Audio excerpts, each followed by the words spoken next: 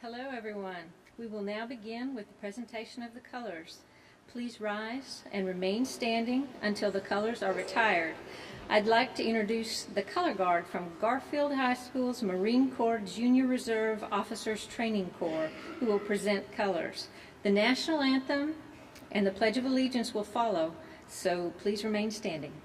Please present the colors.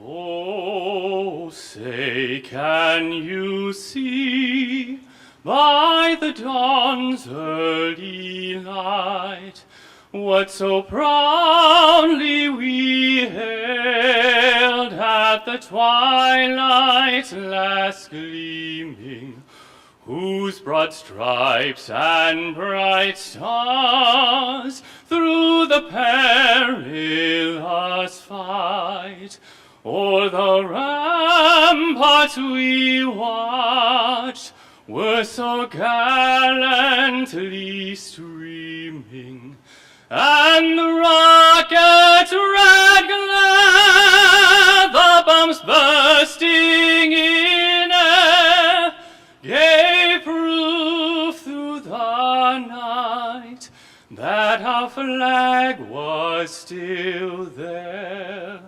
Oh, say does that star-spangled banner yet wave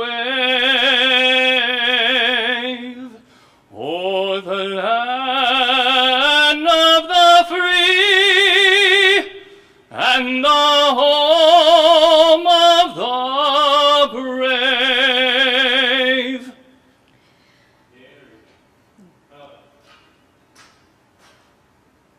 Join me. I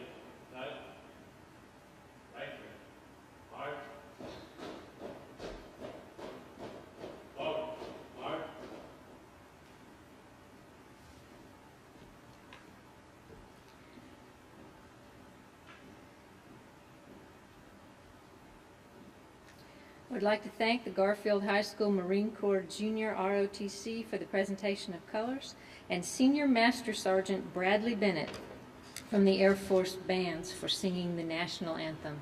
It was beautiful. Please be seated.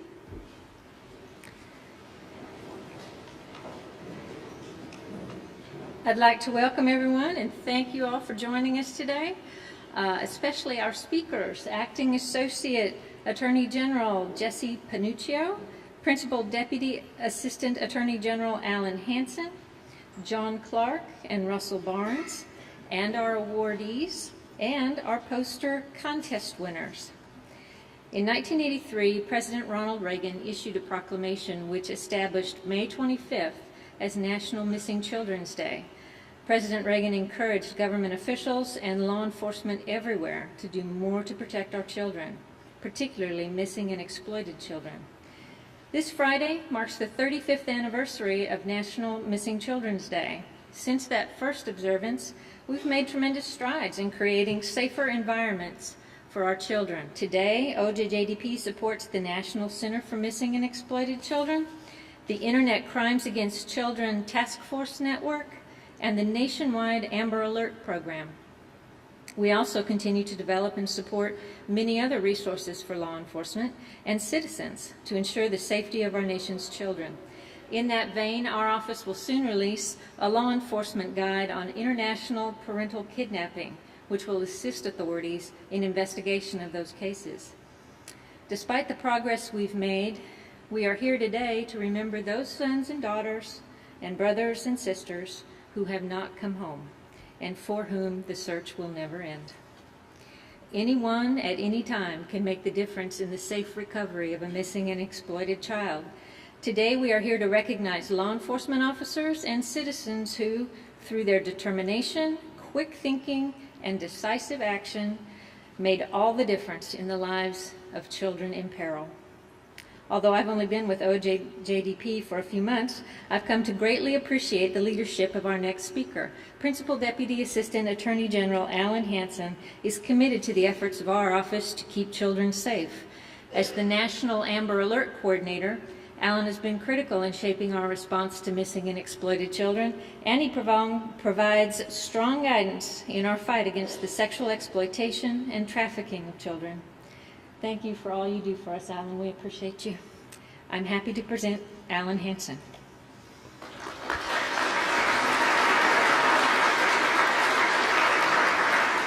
Well, thank you, Karen, for that kind introduction. Thank you all for that warm welcome.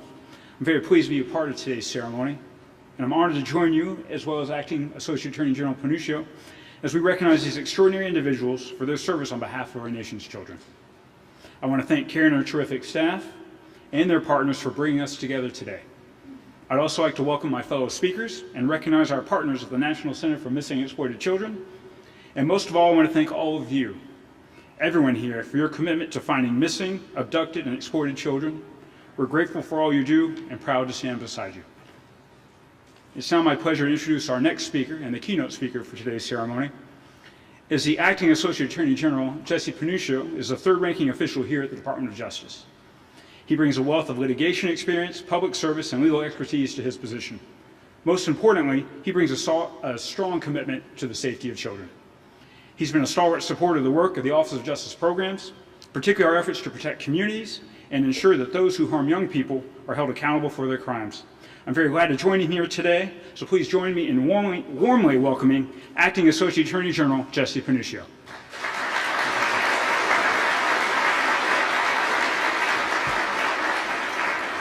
Thank you all very much. Welcome to the Department of Justice and our beautiful Great Hall here, and it's a real pleasure to be with you. Thank you, Alan, for that introduction. It's my privilege to welcome everyone here to the DOJ. And let me begin just by thanking Alan and Karen for their outstanding leadership in the Office of Justice Programs. Please give them a hand for the great work they do. Very important. And especially my thanks to the entire staff of our Office of Juvenile Justice and Delinquency Prevention for organizing today's ceremony, and more importantly, for all of the work they do day in, day out to keep our children safe across the country. I also want to express my deep appreciation to John Clark and our friends at the National Center for Missing and Exploited Children. The Department of Justice and the National Center have enjoyed a long and productive partnership that strengthens year by year. We've teamed up to create some incredible public safety resources like the Cyber Tip Line and a 24-hour hotline that fields tens of thousands of calls each year. There's no question that our nation's children are safer thanks to our alliance. I also want to thank Russell Barnes for being an important part of our ceremony. We so deeply regret the pain that your daughter's murder has brought to you and your family, but please know that we are inspired by your example of strength, and we are grateful to have you with us today. And finally, let me congratulate the remarkable group of people we are honoring here today. They are local and federal investigators who coordinated a complex child pornography and sexual abuse case going back to the 1970s. They are detectives who have found scores of missing children and who shut down a child pornography operation that had ensnared more than 40 victims. And one is a concerned citizen whose courage, compassion, and vigilance helped bring home an abducted baby. Through both public service and private acts, these extraordinary individuals displayed ingenuity, resourcefulness, and an especially high order of civic responsibility. They exemplify and magnify the dedication and professionalism of our law enforcement professionals, and they model what it means to be a good citizen. We are fortunate, indeed we are blessed, that they have chosen to apply their exceptional talents to the protection of children. The Department of Justice is very proud to honor them here today. It is gratifying to be part of an agency here at the Department of Justice that supports the excellent work of law enforcement officers and child advocates like so many of you in this room today. Through our Internet Crimes Against Children Task Force program, we are supporting more than 4,500 federal, state, local, and tribal law enforcement and prosecutorial agencies nationwide as they combat computer-facilitated child exploitation. The ICAC task force investigations have led to the arrests of more than 83,000 individuals, 83,000 arrests of individuals suspected of sexually exploiting children. More than 10,300 in the last year alone. In 2017, the ICAC task force conducted more than 66,000 investigations of technology-facilitated crimes against children and supported almost 2,000 regional law enforcement trainings. Task force personnel have also given more than 12,800 presentations on Internet safety over the last year. Another Justice Department effort, Project Safe Childhood, is maximizing the enforcement potential of our U.S. Attorney's offices, our Child Exploitation and Obscenity section, and federal and local law enforcement agencies to bring justice to those who use the Internet to exploit children. Last week, we secured a guilty plea from a 26-year-old man who had spent months using social media to groom a 12-year-old girl and lured her into performing sexual acts.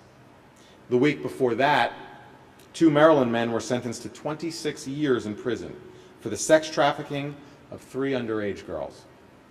Both cases were the product of collaboration between federal and local officials, which was made possible by Project Safe Childhood. I'm also very proud of our work with the Amber Alert program. Amber Alert is a centerpiece of our child protection efforts and one of the most valuable public safety tools we have at our disposal. Thanks to a strong network of law enforcement partners, transportation officials, and state coordinators, and an ever-expanding secondary distribution system of Internet providers and wireless carriers, the Amber Alert program has helped recover more than 920 abducted children. We continue to make this vital public resource more effective and more capable of reaching every community. In particular, our efforts in Indian country are beginning to pay dividends. The differing laws governing jurisdictions on tribal lands, coupled with the difficulty of patrolling vast spaces, pose unusual challenges to the recovery of missing American Indian children. But these obstacles should never prevent us from coming to the aid of a child in danger. None of us here accept them as an excuse for what happened to Ashlyn Mike, the 11-year-old Navajo girl who was abducted and murdered 2 years ago. We are working with tribal officials and our partners at the National Center for Missing and Exploited Children to strengthen tribes' capacity to respond to these cases. So far, we've trained more than 1,500 tribal first responders and child protection professionals. And we now have a tribal database that serves as a one-stop shop of training and other resources. And just last month, President Trump signed into law the Ashlyn Mike Amber Alert in Indian Country Act. This new law makes critical resources available to protect American Indian children and, we hope, will spare others the loss and suffering endured by Ashlyn's family. We remember so many others as well who have gone missing. Last year, more than 460,000 reports of missing children were entered into the FBI's National Crime Enforcement Center. That's almost 500,000 entries in a single year. It would be easy, I think, to feel overwhelmed by these numbers. A single case involving a missing or exploited child can be complicated, time-intensive, and resource draining. Multiplied into the thousands, the problem can seem hopeless. But it is not. The professionals we're honoring today have shown what an enormous difference a well-constructed investigation can make in the life of one child, a dozen children, scores of children, in a single case. These skilled detectives epitomize the tenacity and resolve of investigators across the nation. Federal, state, local, and tribal officials working together to find missing and exploited children and bring them home to safety. We are so very appreciative of what they have managed to accomplish and what all of you are able to accomplish every day. On behalf of the Attorney General and the more than 113,000 employees of the Department of Justice, we are grateful to you for protecting our children, and we pledge to stand with you as you continue to achieve a safer, a more just, and a more compassionate nation. You are all heroes. We stand with you, we stand by you, and we thank you for your work. Thank you very much.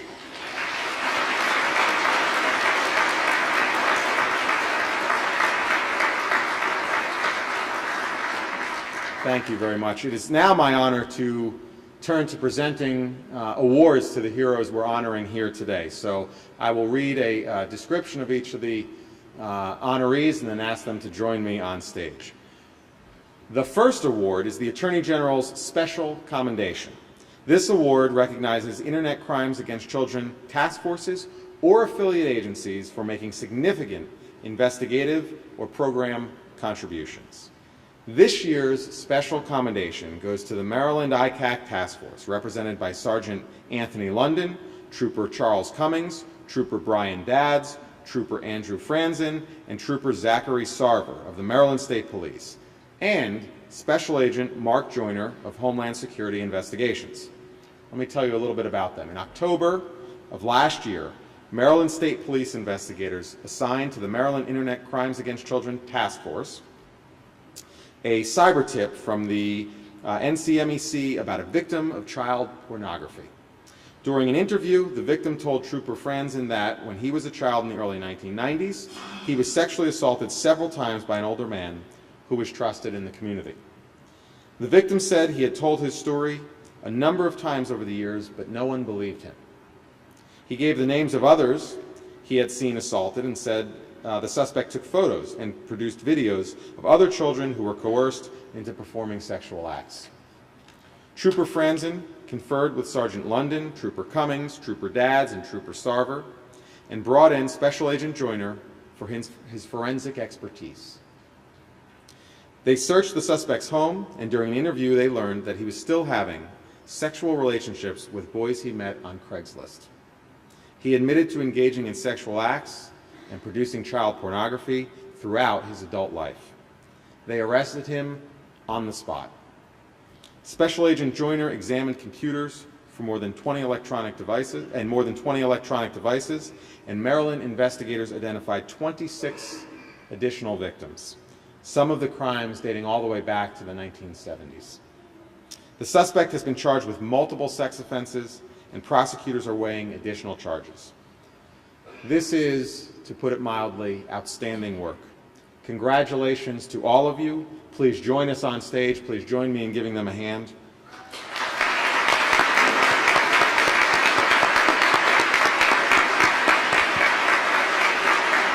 And I'd also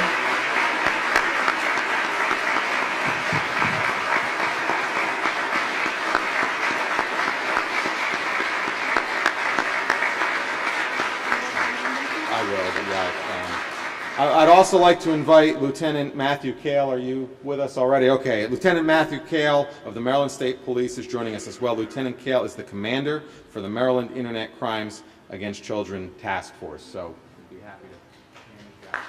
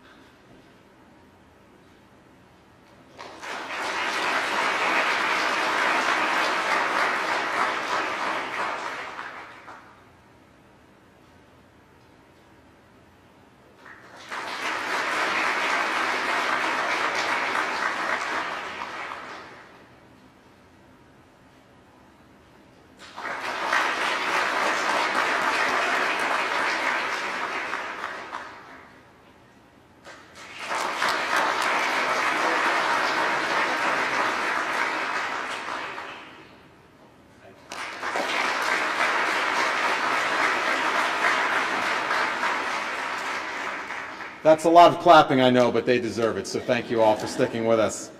Our next award is the Missing Children's Law Enforcement Award. This award recognizes the extraordinary efforts of a law enforcement officer who has made a significant investigative or program contribution to the safety of children.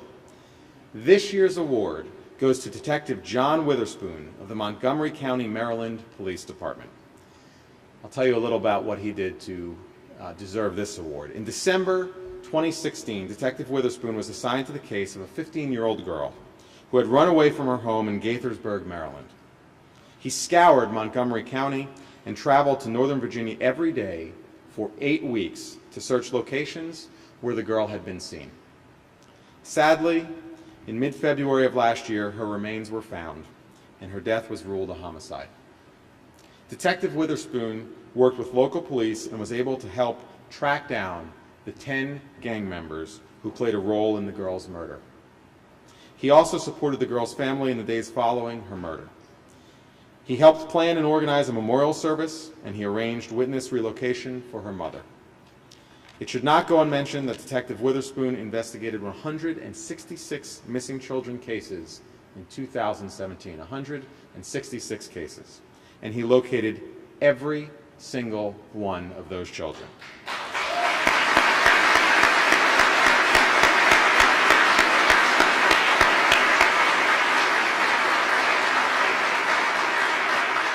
It's truly an impressive accomplishment, and Detective Witherspoon is making a difference in the lives of families and children in his jurisdiction. Thank you, Detective Witherspoon. Please join us on stage.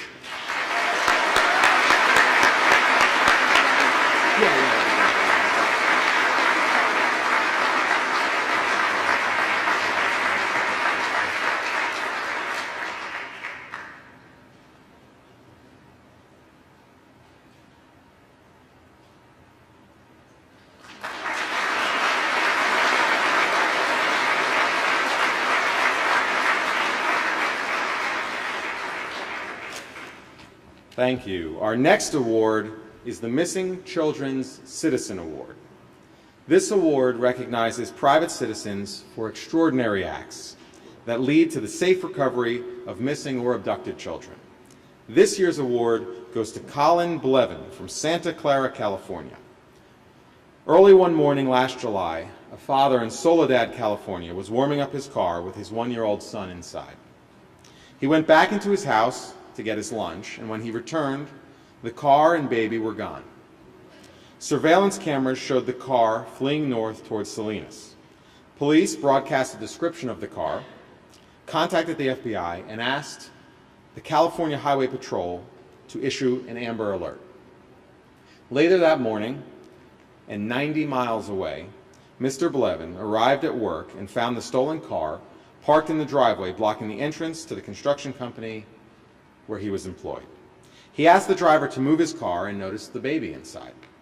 As Mr. Blevin closed and locked the gate behind him, he saw the man get out of the car, walk over to another vehicle, and try to break in.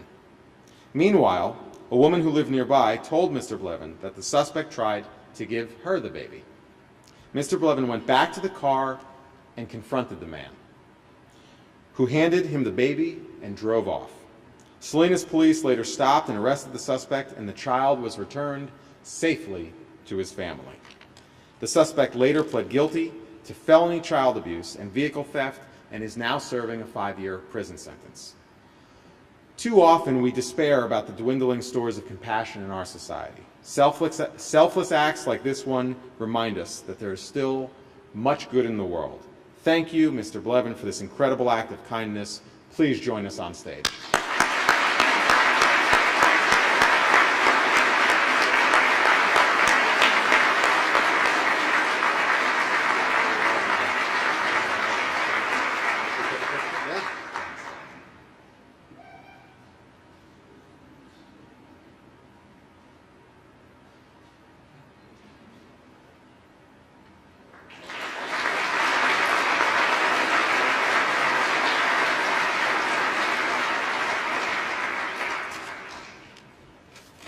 Our next award is the Missing Children's Child Protection Award, which recognizes the extraordinary efforts of a law enforcement officer who has made a significant investigative or program contribution to protecting children from abuse or victimization.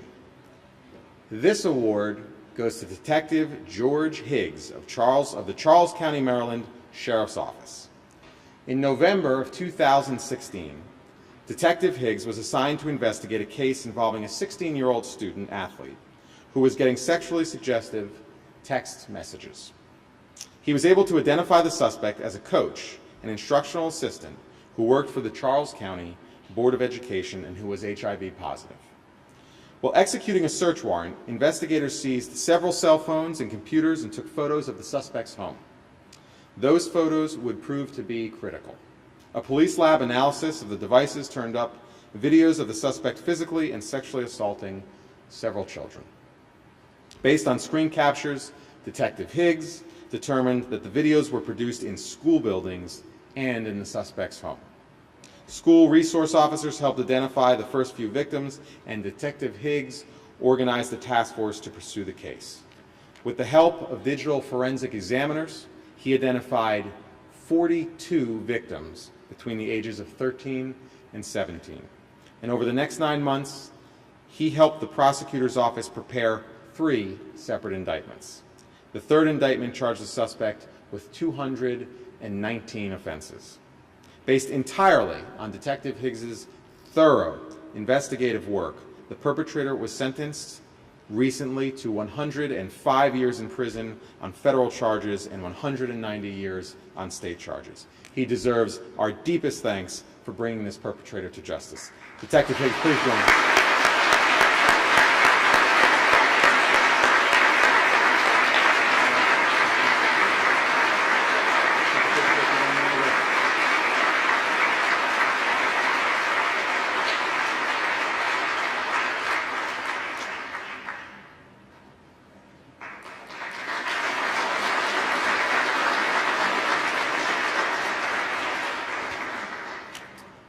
And last but not least, it is my pleasure to recognize this year's winner of the Missing Children's Day poster contest. This is an important competition because the winning entry is the image that will grace the ribbons and posters for next year's Missing Children's Day. More than 2,000 students from 37 states participated in this year's contest. This year's winner is Eden Hoffman. Eden is a 5th grader from Huron Elementary School in Clifton Township, Michigan. Today, Eden is receiving a plaque, a certificate, and of course, and most importantly, our admiration. Here's what Eden said in describing her poster. Numerous children, not only in our country, but throughout the world, go missing. This poster symbolizes a family that has found their missing child. The heart behind them shows the bond between the family.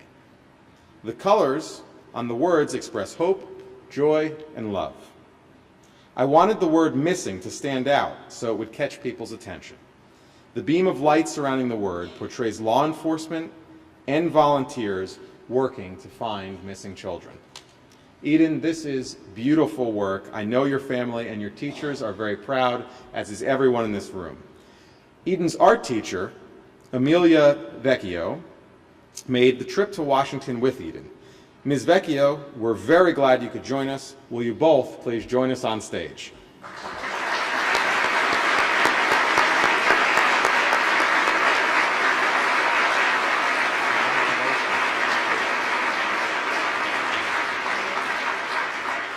And before we take a picture, let me just add, I also understand last year's winner, Audrey Link, is here as well. Audrey's terrific artwork inspired the posters you see displayed around the department today. She is receiving a copy of her winning poster from last year to take home with her. Audrey, will you join us as well, please?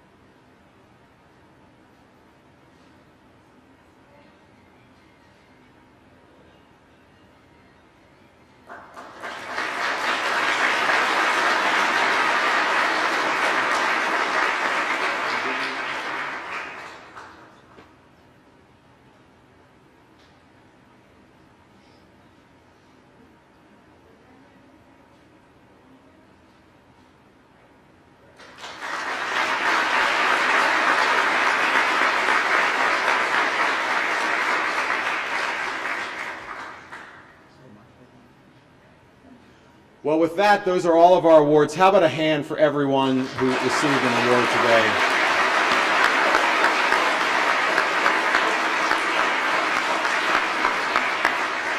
It really is incredible work when you look at what not only our awardees have done to deserve these honors today, but what each and every one of you have done, and the community around the country who is working to keep our children safe. Thank you all very much. Thank you for being here at the department. Keep up the great work, and look forward to seeing you again at this event next year. Thank you very much.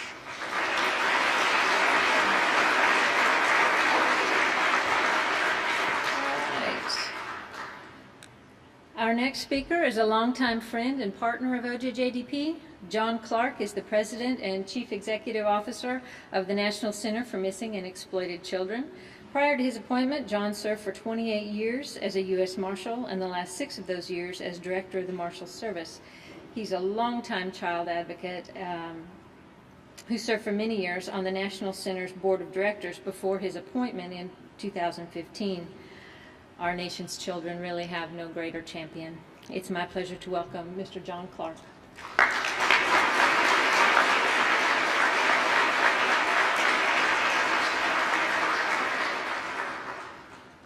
All right, good afternoon, everybody. It's indeed an honor to be back here again this year to participate in this great ceremony, and it's nice to see such a wonderful turnout for it. But I do thank you, Karen, and other officials that are here, all of our heroes in law enforcement, our child advocates, some here who bear the pain of a lost or murdered child. We reflect on that as well. To our awardees, congratulations. To Eden, beautiful work of art. We just think that is wonderful. We look forward to the attention that's going to bring to missing and exploited children around. I am on my best behavior. We do have some members of our board here, including our board chair, so I will be on best behavior today. I want to begin by announcing again, this is our 3rd year of the Rock One Sock campaign, where we say you can wear one sock. You know, you have the sensation when you're only wearing one sock that something's missing. Those of you who have been here before in previous times know what that particular campaign is about. And then we ask you to take a picture of that, share it on social media to, again, draw attention to the fact that you're doing something to recognize missing children.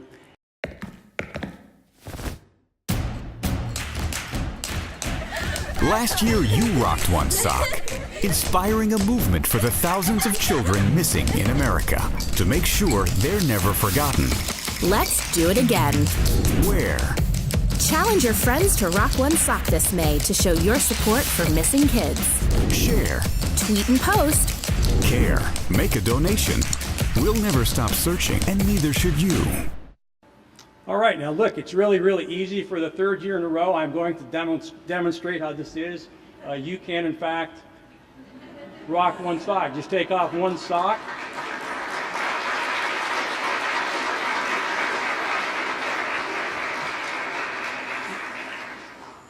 Later, I'll have to share this on social media, and you'll have to hold me accountable to make a donation. It's that easy, right? I even got my dogs at home to rock one sock, so you can participate too.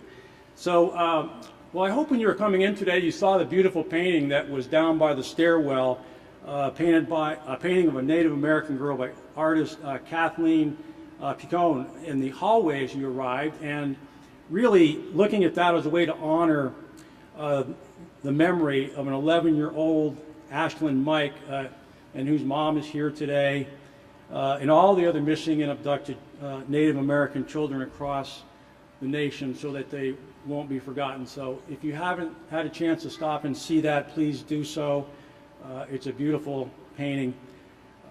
It's also important that we not forget the families of missing children, because when a child goes missing, the heartbreak and pain is a ripple effect. It's not just the parents who suffer. It's the brothers, the sisters, the grandmothers, the grandfather, the aunts, the uncles, the cousins, the extended family and friends. And we know that caring people want to help, but they often don't know really what to do. Well, thankfully, there's at the National Center what we refer to as Team Hope, a compassionate group of volunteers at the National Center who know what it feels like to have a missing child. Some of their children are still missing. Some of the volunteers who work there, children are still missing, and some sadly did not make it home alive. So this year marks the 20th anniversary of Team Hope, unsung heroes that began helping families of missing children. And 9 years ago, they expanded to help families of sexually exploited children. So for over 2 decades, Team Hope has helped more than 74,000 families. Nearly all of our current 135 volunteers were at one time helped by Team Hope, and they know how vital it is to have someone to talk to, someone who understands, and now they're giving back. And one of the newest members of Team Hope is a father named Russell Barnes, who you're about to meet. Despite his pain and his heartache, Russell is now giving back to other families. He's already helped 7 families of missing children. Russell's daughter, 16-year-old Felicia Barnes, was a bright, athletic teenager from North Carolina. She loved the color purple. Many of us today are wearing purple to honor that. And she was looking forward to going to college. But while visiting her sister in Baltimore over the Christmas holidays, this was December of 2010, Felicia suddenly vanished. And 4 months later, sadly, her body was found in the Susquehanna River. So Russell knows what it feels like not knowing where your child is. He searched for her, he prayed for her, and when a suspect was arrested in her murder, an ex-boyfriend of her sister endured 3 trials. A conviction in the first trial was overturned, a second trial ended in a mistrial, and the defendant was recently acquitted on the third. So no one can blame him for just wanting to pick up the pieces of his life and move on. But Russell has dedicated his life to helping other families and making sure that his beloved daughter, Felicia's life, continues to matter. Russell and his family founded the Felicia Simone Barnes Foundation, which has led the legislative effort to raise the age in Maryland from 14 to 17 for those children who should be considered critically missing. He's a fighter for a better, safer world for our children. He's somebody who is also a great advocate, as you will soon hear. So it's my pleasure, ladies and gentlemen, and please help me welcome our next speaker, Mr. Russell Barnes.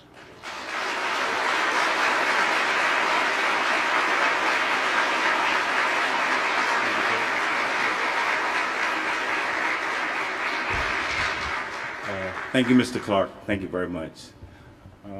I stand here today to convey this message. Our vulnerable are being targeted and snatched in front of our eyes. When that happens, we as parents, as their protectors, need the criminal justice system to do more to help us find them and bring their abductors to justice. When a 16-year-old, like my daughter Felicia, disappears in the middle of the day and a family member calls 911 for help, that first responder should treat it as if it was his or her child being reported missing. But when the first responder arrived on the scene, he immediately characterized and profiled Felicia as a runaway.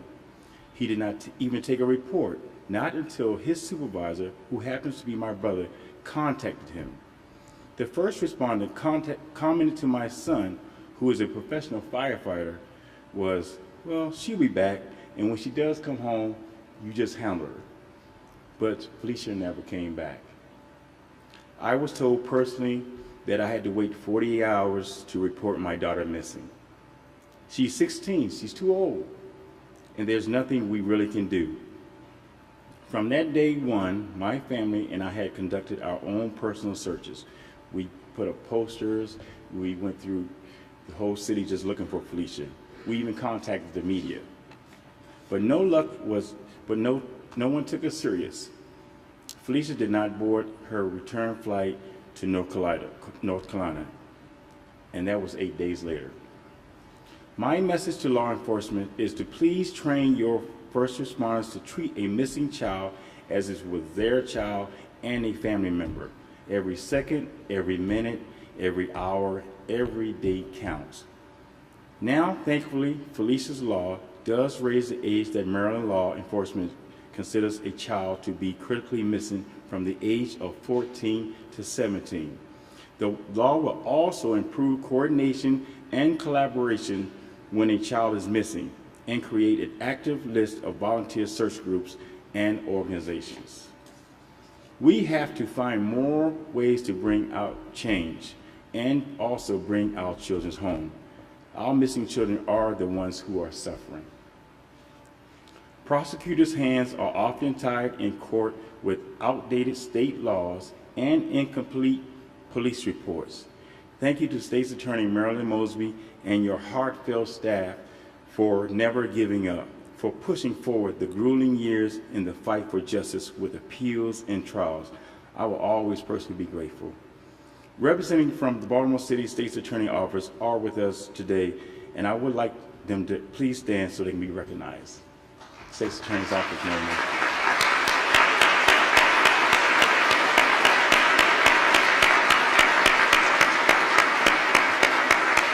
Once again, I want to thank them. Those guys, they look, the State's Attorney Office, they did all they can do. Michael, Ryan, no, you guys are awesome. I will always remember you guys. Real talk. Felicia was my baby. I knew she was going to be great. I would just look at her as a father and be amazed of her character, her happiness, her silliness, and just her book smart. Purple was her favorite color. Her path to life, I felt, was going to be awesome. She was graduating as an honor student and already being accepted in a major university at 16. She had her own job and bought her first car. I would always see Felicia just reading, and I would just look at her. I would ask her, Felicia, why are you reading so much? She would just giggle and simple. She said, I don't know. That's how simple 16-year-old she was. She didn't know where her life was going, but as a father, I just watched her just grow. This senseless murder has been devastating to everyone in our family. Our world has forever changed. My heart is so lost. I feel like I've been hit by a truck over and over again. But every Tuesday, the day she went missing, I wear purple in her memory. And many thanks for people that's joining me. Purple Tuesday, I call it. And out in the audience, we do have people that's wearing purple, and I really want to thank you all for representing Purple Tuesday. Thank you all. I know how it feels about parents when searching for missing children and no one's listening, but thank God for Team Hope. Abby, the whole crew, they're really awesome people. I'm gonna say this personally, I've been with them for a while, and they've really supported a lot of families. I would sit back and just listen to a lot of stories, but I really learned a lot from them, and Team Hope is definitely the awesomest group, definitely. So now, with that, my family has created the Felicia Simone Barnes Foundation, which we call PSBF, to increase awareness and enable change. In 20 years, we will be remembered for change, or we will not be remembered at all. Justice for Felicia. Thank you. Thank you very much.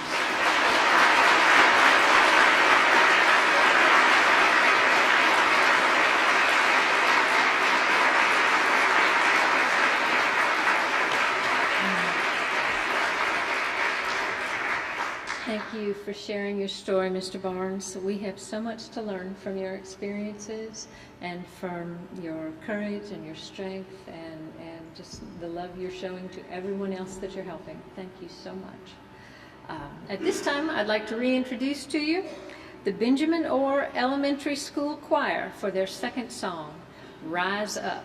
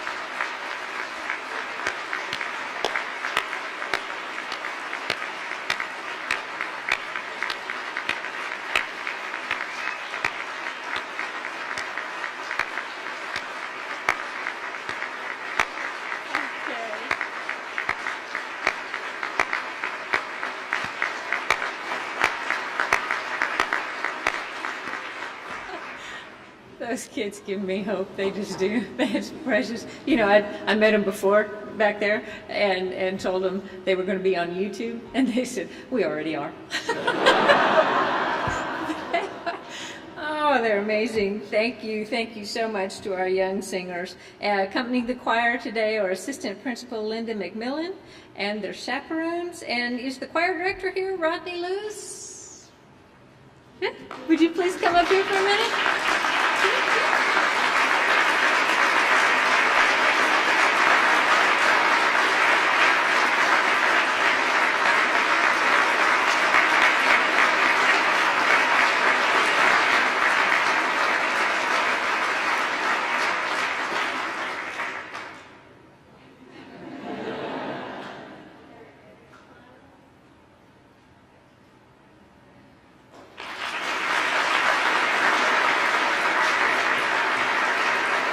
Thank you so much. All right. In closing, I would like to recognize the efforts of several organizations and individuals who work tirelessly every day to keep children safe and have worked so hard to make today's ceremony a reality. First, I want to recognize the members of the Federal Agency Task Force on Missing and Exploited Children, which the Department of Justice formally established on Missing Children's Day back in 1995. Since that time, the task force has been a significant influence and leader in improving the safety of children through the development, delivery, and coordination of services and resources on the national level. I also want to thank the staff, board, and Law Enforcement Advisory Council of the National Center for Missing and Exploited Children, which is truly an example of a public and private partnership. I recently met John Clark and toured the National Center in Alexandria. It is a remarkable facility, and I could not have been more impressed with the dedication of the staff who worked there. The National Center was created to coordinate a national response to missing and exploited children. We've come a long way since 1993. Thanks to the National Center, we have more tools and resources to respond to child abductions and bring children home safely. I also want to thank the staff from the International Center for Missing and Exploited Children, representatives from the National Children's Alliance, the National Children's Advocacy Center, the Executive Office for the U.S. Attorneys, the International Association of Chiefs of Police, Fox Valley Technical College, and our National Poster Contest judges. I think they had the hard job, a really hard job. And to my staff at OJJDP, thank you so much for putting in all the hours in planning that it took to pull this particular event together. I truly appreciate you. I would also like to thank the many people who, over the past 2 years, contributed to the development of a law enforcement guide on international parental kidnapping. This includes members of the Federal Agency Task Force on Missing and Exploited Children and staff from the Departments of State, Homeland Security, Defense, and Justice who served on the working group that developed this particular guide. I would like to thank my staff also who helped guide this process to completion. I offer a special thank you to Associate Attorney General Panuccio and Principal Deputy Assistant Attorney General Alan Hansen for taking time out of their busy schedules to be with us today and for helping to make this ceremony a success. We also want to thank our speakers, John Clark and Russell Barnes, for joining us, and for all of you for taking the time today to share this special moment with us to recognize those individuals who have gone above and beyond to protect our nation's children. Before I close out the ceremony, I encourage everyone to support the National Center's efforts and rock one sock throughout the rest of this month in recognition of missing children and their families. This brings to a close our 2018 commemoration of Missing Children's Day. Thank you for coming. We hope to see you all next year. Thank you.